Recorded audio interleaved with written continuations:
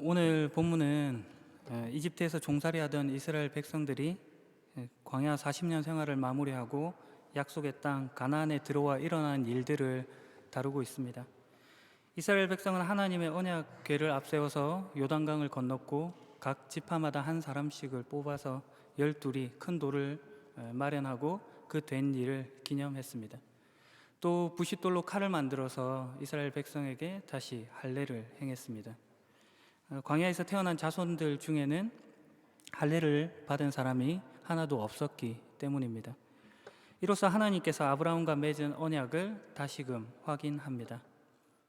하나님께서 여호수아에게 말씀하셨습니다. 너희는 이집트에서 노예로 있으면서 부끄러움을 당했다. 그러나 오늘날 내가 그 부끄러움을 없애버리겠다. 여기서 부끄러움에 해당하는 말인 헤르파는 조롱, 비난, 수치를 뜻하는 말입니다. 이스라엘 백성들이 이집트에서 노역 생활을 하면서 400여 년 가까이 아주 힘든 생활을 한 것입니다. 그 가운데서 하나님의 보호와 인도를 받는다고 하는 자들이 부끄러움, 수치를 당했던 것입니다. 그들이 이집트에서 빠져나왔지만 방황했던 광야 생활, 그 소문들이 또 들렸던 것으로 인해 아마도 그들은 웃음거리가 되었을 것입니다. 그러나 오늘 본문과 같이 하나님께서 그들의 부끄러움, 수치를 없애시겠다라고 말씀하십니다. 여호수아는 그곳의 이름을 길갈이라고 불렀습니다. 이 길갈이라는 말은 없애다, 구르다 라는 갈랄이라는 말에서 유래한 것으로 하나님께서 그들의 부끄러움을 없애버리셨기 때문입니다. 길갈에서 진을 치고 있던 이스라엘 백성들은 그달 14일에 유월절을 지켰습니다. 저녁에 해당하는 에레브라는 단어는 저녁, 해가 지는 때를 가리킵니다. 히브리인들에게 하루는 황혼, 즉 저녁 때부터 밤을 포함하고 그 다음 황혼 때까지를 가리키기 때문에 여기서 저녁이라고 하는 표현으로 보아 아마도 유월절이 시작하고 있는 때인 것으로 보여집니다. 유월절은 아시는 바와 같이 출애굽기 12장에 기록된 내용을 바탕합니다. 그때 처음 제정이 된 것이죠. 패사흐, 유월, 지나가다, 뛰어넘다, 넘어가다 하는 그런 뜻을 가진 말입니다. 죽음의 위협, 재앙이 넘어가고 생명을 얻은 구원의 날인 것입니다. 그리고 오늘 본문에 그 기쁨의 날을 기념하고 있습니다. 그러나 실상 이 복된 날, 이 기쁨의 날이 유대인들에게 자주 지켜지지는 않았습니다. 출애굽기 12장에서 처음 지켜졌고 민수기 9장에서 시내 광야에서 그들이 다시금 지킨 이후로 오늘 본문이 그 세 번째에 해당합니다. 광야 생활 동안 유월절이 지켜지지 않았던 것입니다. 출애굽기 12장 48절을 보게 되면 할례가 유월절의 전제 의식으로 표현되고 있습니다. 광야에서 할례가 이루어지지 않은 것으로 본다면 유월절이 광야에서 지켜지지 않았다라고 유추할 수 있는 것이죠. 그러나 이제 요단강을 건너고 약속의 땅에 와서 할례 예식을 통해 하나님의 언약을 확인하고 그리고 유월절을 지키고 있는 것입니다. 그리고 그 유월절 이튿날 백성들은 그 땅에서 자라난 식물 중 몇 가지를 먹었습니다. 그것은 누룩을 넣지 않은 발효되지 않은 빵인 무교병과 볶은 곡식이었습니다. 유월절에 이어 7일 동안 지켜지던 무교절의 모습입니다. 이 음식을 먹은 그날부터 만나는 더 이상 내리지 않습니다. 이스라엘 백성들이 출애굽한 이후 2달째부터 40여 년 동안 먹어왔던 그 만나가 이제는 내리지 않는 것입니다. 출애굽기 16장을 보게 되면 만나는 먹을 것이 없어서 불평하던 이스라엘 민족 백성에게 허락하셨던 하나님의 은혜, 그 상징입니다. 이슬이 거치자 땅 위에 서리 같은 얇은 조각이 생겼는데 그것을 만나라고 했습니다. 이스라엘 백성들이 서로 그것이 무엇인지 알지 못했기 때문에 이게 뭐냐라고 해서 이것이 무엇이냐 그 이름을 따서 만나인 것입니다. 만나를 통해 그들은 일상생활 가운데 필요를 채우시는 하나님의 공급 이런 것들을 느꼈습니다. 그런데 오늘 본문에 안식일을 제외하고 매일같이 내리던 그 만나가 더 이상 내리지 않았다라고 기록하고 있는 것입니다. 이스라엘 사람들은 그날 이후로 만나를 먹지 못했습니다. 그래서 가나안 땅에서 나는 것을 먹기 시작했습니다. 만나의 그침, 그것이 우리에게 주는 의미가 무엇인가 하는 것이죠. 하나님 은혜의 상징으로 여겨졌던 그 만나가 내리지 않는다고 하는 것, 그것은 하나님의 은혜가 그쳤다는 것인가, 하나님이 우리를 외면하고 있다는 것인가 하는 그런 물음을 묻지 않을 수 없는 겁니다. 그럴 수는 없는 것이죠. 그러면 만나가 더 이상 내리지 않았다 하는 것은 무슨 뜻이냐, 무슨 의미냐 하는 것이 오늘 설교를 통해 하고자 하는 말인 것입니다. 그것은 바로 지금 그들에게 새로운 창조가 일어나고 있다는 것입니다. 만나가 공급되던 때를 생각해 봅시다. 만나는 먹을 것이 없어 불평하던 이스라엘 민족에게 주신 하나님의 은혜의 상징이라고 했습니다. 어디에서 그 만나가 주어지나요? 광야입니다. 광야는 인간의 능력이 극소화되는 그런 장소입니다. 거기에 하나님께서 공급을 하시는 거죠. 아무리 뛰어난 인간이라고 하더라도 그 능력을 발휘하기 힘든 그런 장소, 자신의 능력이 아무 소용없는 그곳에서 하나님의 채우시는 손길로서의 만나인 것입니다. 어떤 상황 가운데서도 너희를 책임지겠다라고 하시는 하나님의 말씀인 것이죠. 단순히 삶을 유지해주는 그런 차원이 아니라 하나님과 관계를 맺고 그분의 뜻에 순종하는 것이 얼마나 복된 것인가를 보여주시는 것으로 만나인 것입니다. 그런데 그 만나가 그쳤다 하는 것이죠. 이것은 하나님께서 더 이상 만나가 내리지 않아도 될 상황을 만드심으로 거기에 무엇을 담아내고 계신 것입니다. 가르치고 교훈하시는 바가 있다는 것이겠죠. 너희가 단순히 한계에 묶여 있고 그리고 어떤 도움을 받아서 채움으로만 삶을 영위해가는 존재가 아님을 가르치시고자 하는 의도일 것입니다. 이제 그들이 선 곳은 광야가 아니라 하나님께서 약속하신 땅 가나안입니다. 그들은 이제 신에게 부여된 능력을 선용할 기회를 가지게 되었습니다. 광야 생활 가운데 가진 가르침, 말씀, 뜻을 가지고 서 있는 것입니다. 인간이 얼마나 나약한 존재인지, 하나님과 관계 맺음하는 것, 그리고 그분의 뜻에 순종하는 것이 얼마나 복된 것인지를 아는 경험 속에서 서 있는 것입니다. 그 무게감을 알고 있는 것이죠. 그리고 이제 그 복됨이라고 하는 것을 억지로가 아니라 끌려가는 것이 아니라 기쁘게 감사함으로 해보는 자리에 지금 서 있는 것입니다. 새로운 출발이고 새로운 창조인 것이죠. 우리는 예수님을 믿는다고 하는 것이 바로 즉시 어떤 하나님의 나라 천국을 살게 되는 것이라고 생각하는 때가 많습니다. 그래서 그런 기대를 구원받은 백성들에게는 늘 기쁨이 넘치고 눈물이 없고 문제가 없는 것으로 이해하는 때가 종종 있습니다. 그러나 현실은 다르죠.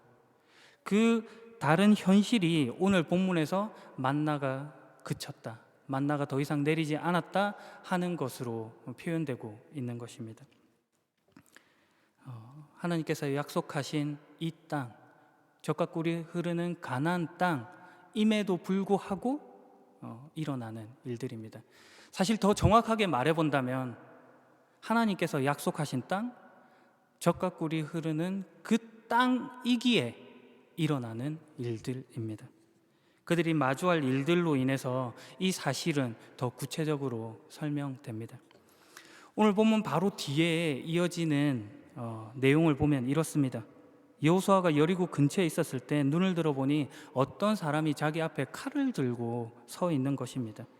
여호수아는 그에게 다가가서 말합니다. 당신은 우리 편이요? 아니면 적의 편이요? 그러자 그 사람이 답하기를 나는 누구의 편도 아니다. 나는 여호와의 군대 사령관으로 와 있다라고 답합니다. 그러자 여호수아는 땅에 엎드려서 말합니다. 주의 종인 저에게 하실 말씀이 무엇입니까? 여호와의 군대 사령관이 이렇게 말하죠. 너의 신을 벗어라. 네가 선 곳은 거룩한 곳이다. 여호수아는 그 말대로 했습니다. 지금 그 사람이 하는 말을 보십시오. 네가 선 곳은 거룩한 곳이다. 지금 여호수아가 하나님을 대면하고 있는 것입니다. 그가 거룩한 곳에 서 있습니다. 하나님을 대면하는 자리, 누구도 예외함이 없는 그 자리, 그 거룩한 곳에 서 있는 것입니다. 우리가 거기에 서 있습니다. 그리고 그곳에서 너의 신을 벗어라 라고 말하고 있습니다. 고대 근동에서 신발은 발바닥만 보호할 수 있는 얇은 가죽에 발목, 발등 이런 것에다가 끈을 묶은 형태의 어떤 샌들을 상상하시면 됩니다. 자연스럽게 발이라고 하는 것은 신체 중에서 가장 더러워지기 쉬운 그런 부위입니다. 먼지투성이의 발은 수치를 드러내는 것이고 어떤 면에서는 그의 죄됨을 상징하는 것으로 보여집니다. 그런데 그 신발을 벗으라 함으로 그 수치를, 그 죄악됨을 낱낱이 드러내는 것입니다. 그 부끄러움, 그 수치, 그 죄악이 그럼에도 불구하고 문제가 되지 않는 것입니다. 왜냐하면 길갈에서처럼 그 부끄러움을 하나님께서 없애버리셨기 때문입니다. 거기에 내용을 담으십니다. 담으실 내용이 있는 것입니다. 지금 여호수아와 이야기하고 있는 그 사람이 무엇으로 와 있는지 보십시오. 여호수아가 묻습니다. 당신은 우리 편이요? 아니면 적의 편이요? 그러자 그가 대답하죠. 아니다. 나는 누구의 편도 아니다. 나는 여호와의 사령관으로 와 있다. 하나님의 뜻을 전하는 자로 지금 와 있다는 것입니다. 하나님의 뜻을 수행하러 와 있다는 것입니다. 그런데 무엇으로 와 있다고요? 여호와의 군대 사령관으로 와 있다는 것입니다. 전쟁을 하러 온 것입니다.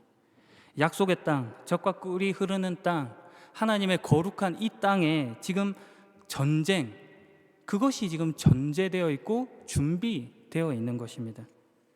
노예 생활을 하던 이집트에서는 없던 일입니다. 노예일 때는요. 그런데 그걸 하나님께서 지금 이 약속하신 땅에서 하시겠다고 하는 것입니다. 공중권세 잡은 자와의 어떤 영적인 전투, 성전이 준비되어 있는 것이죠. 여호수아 6장부터 이어지는 내용이 그것을 설명해 주고 있습니다. 여리고성을 점령하는 전투의 이야기가 펼쳐집니다. 하나님께서 여호수아에게 말씀하십니다. 하루에 한 번씩 여리고성을 너의 군대를 앞세우고 돌아라 라고 말씀하십니다. 그 일을 6일 동안 하라고 하시죠. 그리고 제사장 7명에게 수량의 뿔로 만든 나팔을 가지고 언약궤 앞에서 행군하라고 합니다. 그리고 7번째 날이 되는 날은 7번을 돌고 그 나팔을 크게 불라고 합니다. 백성들은 그 나팔 소리를 듣고 크게 또 함성을 외쳤습니다. 그러자 그렇게 되면 여리고성이 무너진다고 이야기하죠. 그러자 실제로 그 말에 순종함에 그 일들이 일어납니다. 이것은 단순히 어떤 믿음에 순종했으니까 이런 놀라운 일들이 일어나더라 하는 그런 차원의 이야기로 남겨져 있지 않습니다. 지금 하나님께서 그 땅을 너희에게 주셨다 하는 것을 말하고 있는 것입니다. 새로운 땅, 새로운 기회, 새로운 어떤 인생, 출발, 새로운 창조가 이루어지고 있다, 주어졌다를 지금 설명하는 차원에서 이야기가 되고 있는 것입니다. 우리가 잘해서 어떤 탈취물을 얻고 어떤 전리품을 가져서 우리의 신앙을 확인하는 것이 아니라, 그러니까 어떤 옛것에 기대어서 어떤 것을 만들어내고 쌓는 그런 싸움을 하는 것이 아니다 하는 것을 지금 말씀해 주고 있는 것이죠. 여호수아서 7장에 가게 되면 이 여리고성보다도 더 작고 전투력이 약했던 아이 성과의 싸움이 나타납니다.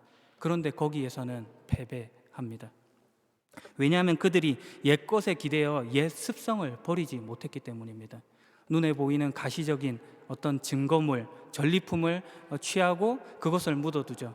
하나님만으로는 충분하지 않았다 하는 생각이 숨어 있었던 것입니다. 보여주셨고 부여해 주셨던 그분의 뜻, 어떤 소명, 사명, 그런 것들이 흐릿해진 것입니다. 그러니 그 전쟁에서 패배할 수밖에 없었던 것이죠. 더 이상 만나가 내리지 않는 이유가 그것입니다. 전쟁을 해야 하기 때문입니다. 새로운 출발, 새로운 창조의 싸움입니다. 고린도후서 5장 16에서 21절은 이렇게 말하고 있습니다. 그러므로 우리는 이제부터 그 어떤 사람도 세상의 관점으로 알지 않겠습니다.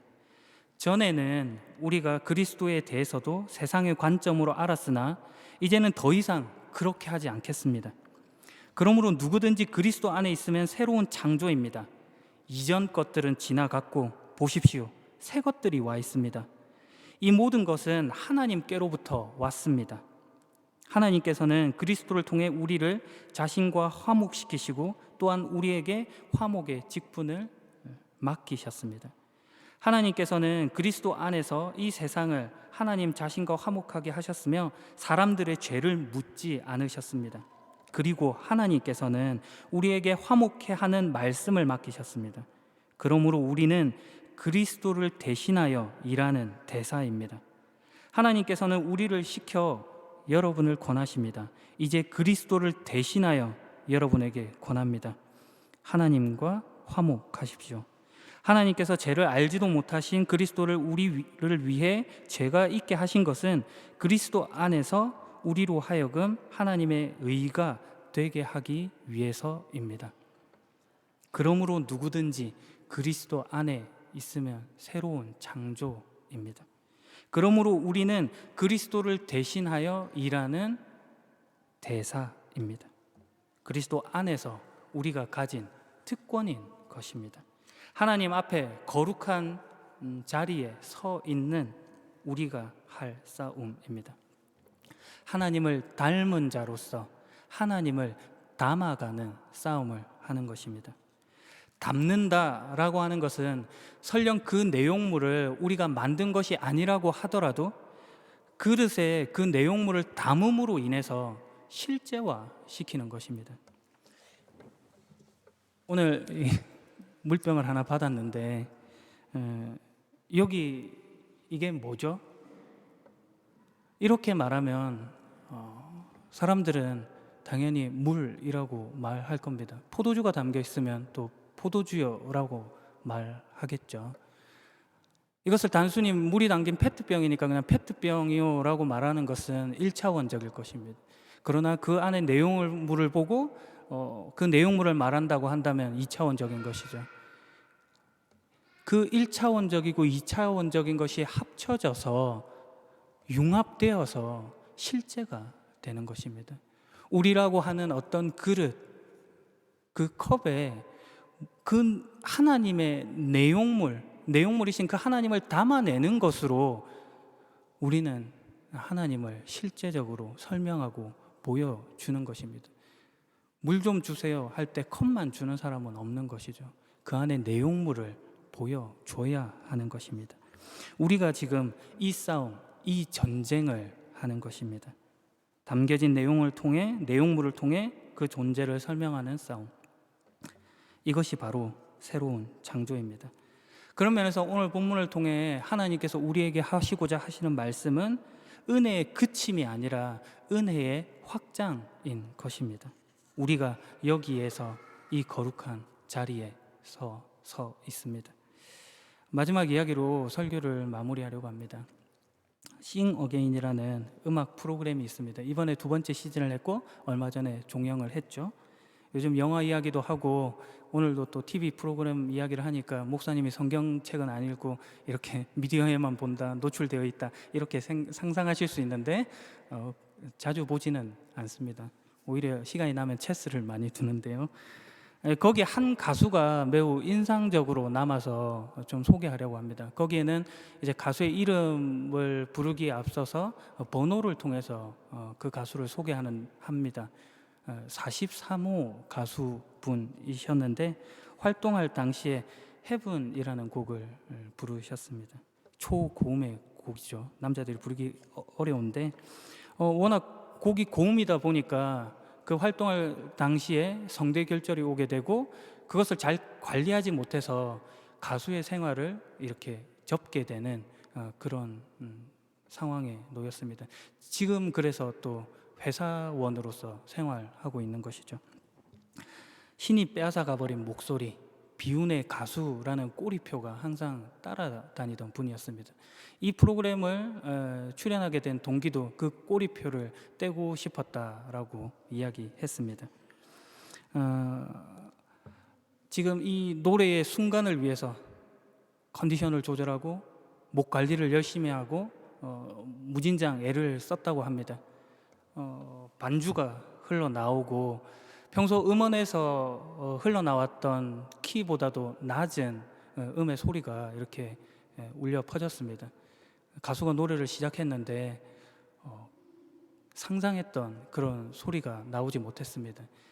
이전에 그 높았던 소리를 회복하지 못하고 여전히 그 성대결절의 후유증이 남아있는 소리로 노래가 끝날 때까지 노래를 부르기 시작한 것이죠.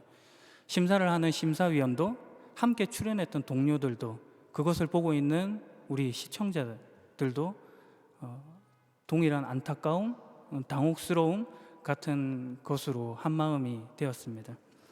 심지어 그 장면 속에서는 눈물을 흘리신 분도 있었습니다. 노래가 완전히 끝났고 노래 평가가 이어지는데 따뜻한 위로의 말들이 건네졌습니다. 그런데 그 노래한 가수분의 표정이 매우 밝은 겁니다. 이제 뭔가 홀가분한 그런 느낌을 받았습니다. 제가 인상 깊게 보았던 것은 그 가수가 노래를 하기 전에 그의 어떤 마음을 담아 놓은 그 출연 배경에 관한 소리였습니다. 이렇게 활동을 마감해도 되나? 그런 가수로 기억에 남은 채 끝내도 되나? 실패한 가수로 남고 싶지 않다라고 하는 그런 바람이 자기를 지금 이 자리에 서게 했던 것입니다. 저는 그 모습에서 그가 더 이상 비운의 가수가 아니라 위대한 가수라고 생각을 했습니다.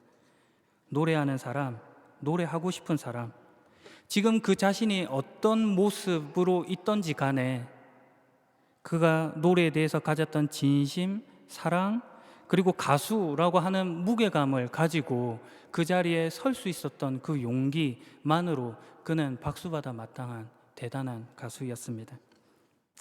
기독교인, 그리스도인, 하나님의 사람, 새로운 피조물, 새로운 창조, 우리가 고민하고 씨름하고 싸워야 할 말들입니다. 여러분은 지금 어떤 전쟁을 하고 계십니까? 하나님을 담아내는 싸움, 하나님의 나라를 위한 싸움, 하나님께서 우리에게 부여하신 존재의 가치, 그 영광됨, 복됨을 가지고 싸우는 싸움을 살고 계십니까? 우리가 이 마련된 준비된 전쟁을 싸워 나가야 합니다. 그리고 그 싸움의 결국은 승리일 것입니다. 왜냐하면 전쟁은 하나님께 속한 것이기 때문입니다. 우리의 부끄러움을 없애버리셨기 때문입니다. 그러니 오늘 옛것의 매인자가 아니라 새로운 창조로서 하나님의 모습을 닮아가시고 담아가시는 여러분에게 예수님의 이름으로 간절히 축복합니다. 기도하겠습니다.